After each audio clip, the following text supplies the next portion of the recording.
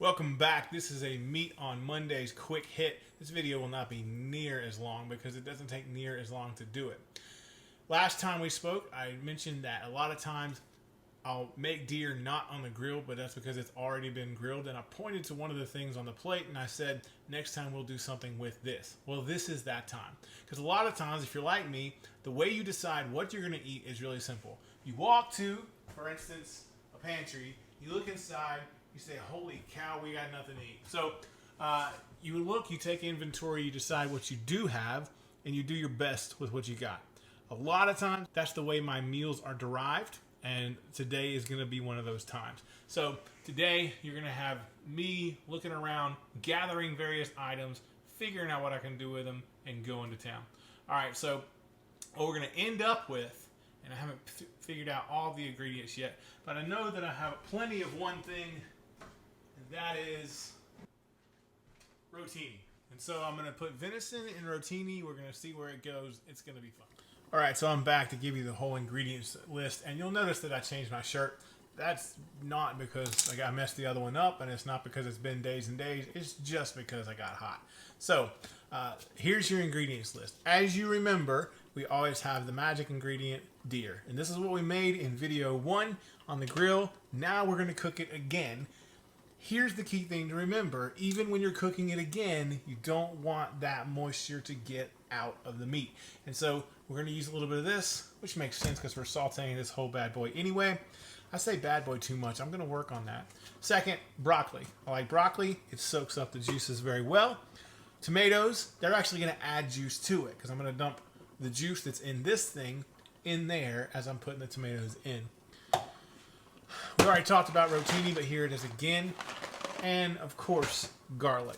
I'm going to also add oregano and paprika, but I haven't gotten them out yet. There are two things that, in my opinion, you can never use enough of. One of them is garlic. So if you're following a recipe, calls for like a clove of garlic, 5 will probably do. The other thing is oregano. I have never in my life had anything when I thought, man, there's too much oregano in this. I learned this late in life. Anyway, you got your garlic. Last ingredient I'm going to talk to you about, imitation crab meat. Now, I don't know if this is healthy or not, but I do know that crab is delicious. And I also know that it costs a fortune. Now, if you can afford to put real crab in this, it would be amazing. And I'd love to have you send some to me and I'll taste it. But for me, in my budget, imitation crab meat will do.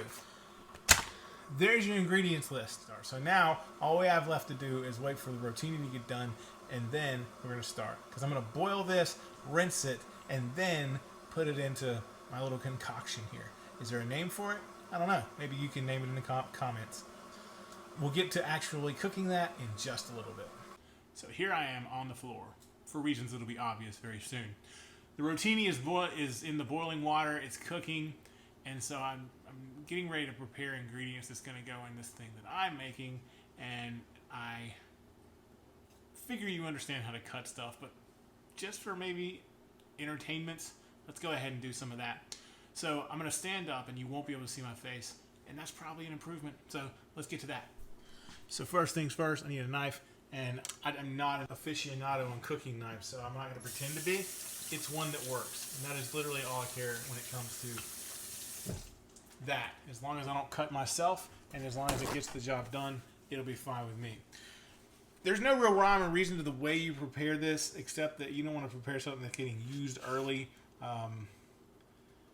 too late, obviously, and you don't want to prepare something that's getting used late, way early, because you'll just have it there. So I'm going to start with this deer, and this is the same deer that we cooked the other day on the grill.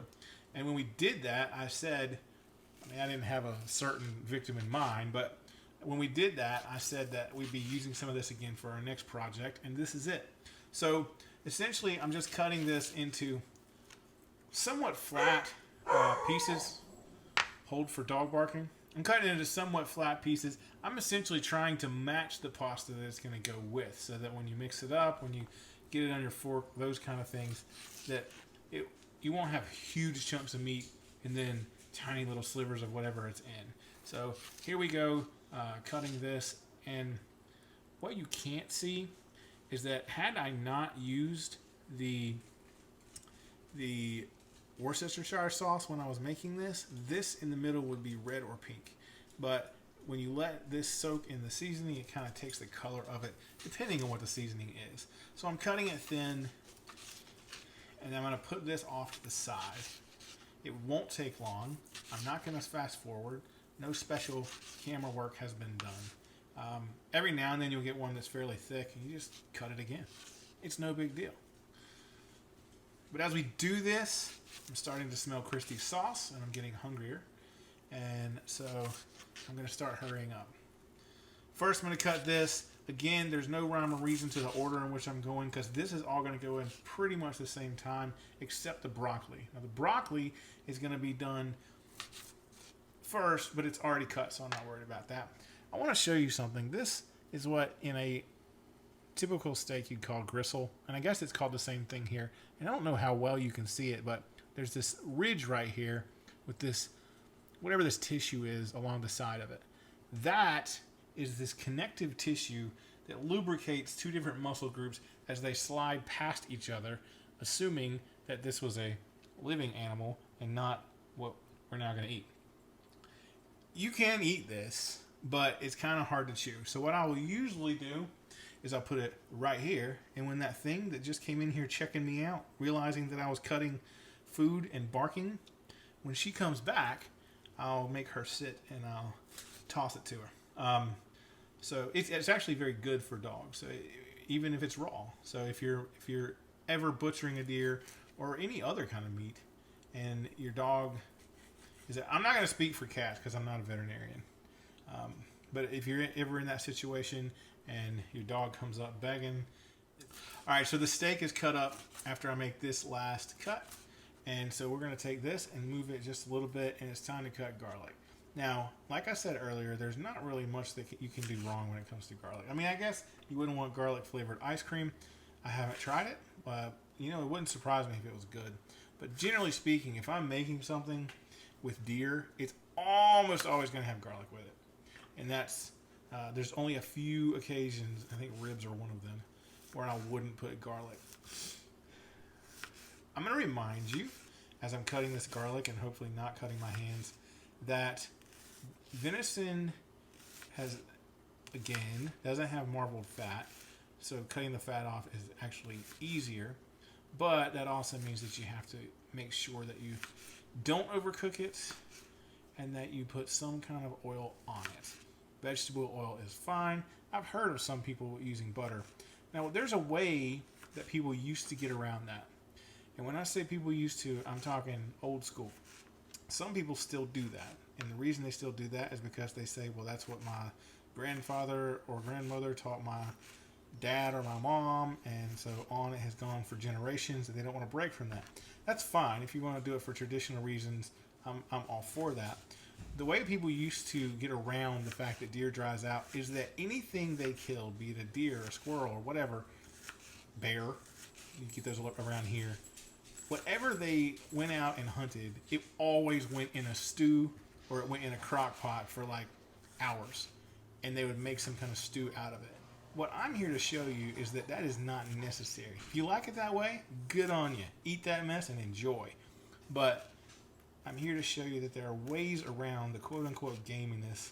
And today, as we recook something, I'm going to see one of those ways. I'm going to adjust my back on the floor. I'm going to adjust the camera and get set up where you can see what I'm doing over there, and we'll be ready to start cooking our meal. Hey, back on the floor again. It occurred to me that I forgot to do one of the ingredients. And that is this. I'm just going to cut it up into small little bits. So I don't really think you need to see that. Hello. My dog just came over and said hi. I'll get back to you when it's time to do more stuff. Now it's time to do the actual food that we came here to do. While I was off camera, I drained and rinsed the rotini, which is going to be going in here. This is not my favorite pan, but it's the one I have. And I'm putting olive oil in there. You don't need much. You need enough to warm things, and you need enough for your venison to not get dried out. Again, it doesn't take much. All right, so we're going to make the first ingredient that we're going to use with this is going to be broccoli. And the reason we're putting that in first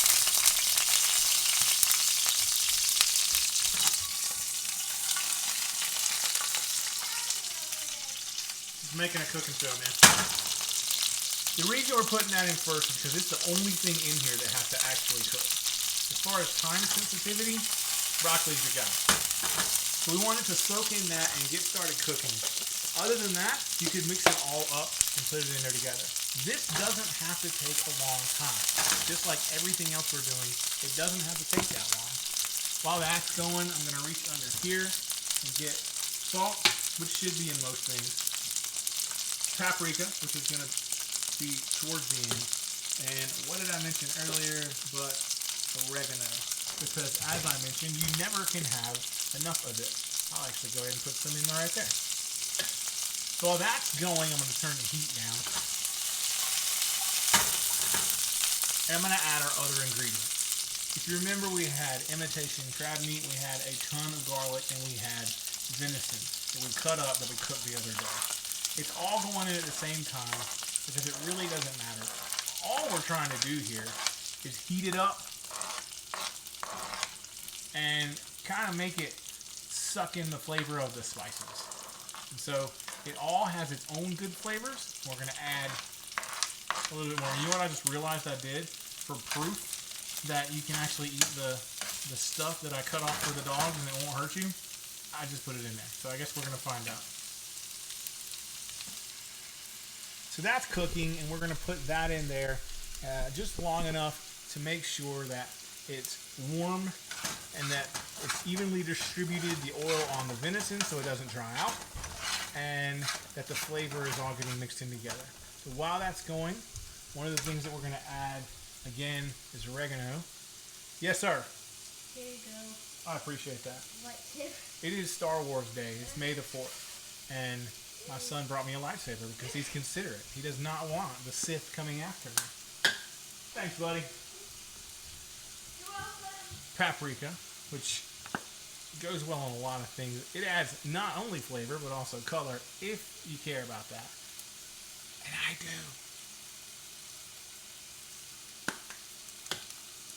And salt.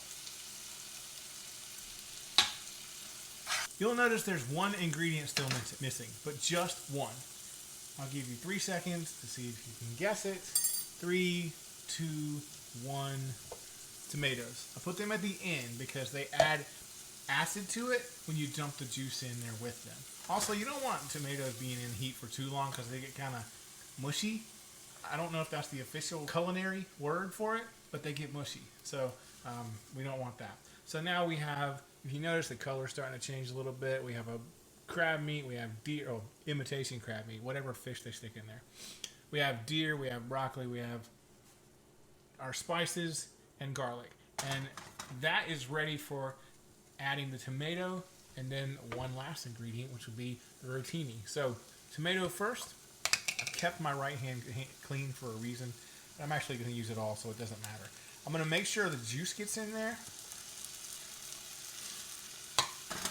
and mix it around. And that's going to add acid to this whole concoction, which is going to make it taste better. And our goal, after all, is for things to taste good and good things to taste better. So I've got a different spoon, and now it's time to add rotini. It doesn't take much, and that's a good thing because you don't want to take something that has high protein and low carbs and add too many carbs to it. So I'm going to stir it up just enough to evenly distribute it, and we're going to let that warm up. You can make this with the noodles right out of the refrigerator. Actually, all of the ingredients right out of the refrigerator, and it works perfectly fine. So you don't need to go crazy thinking you got to do too much cooking. You can stick this in the refrigerator, and then it will come out absolutely fine. All you got to do is throw it in the pan. So now all our ingredients are in, and everything is up to temperature, and so I guess we're done. And the question is, how do you know if you're done? Look at the broccoli. Now, if you have mushrooms, it's even easier. And I like mushrooms, but we're out of them. Remember how we started this thing. If you look at the broccoli, you see that it doesn't quite look like it's steamed, but it does look a little bit soft. That's all you need to know. We're done. All we got to do is put this on a plate and enjoy.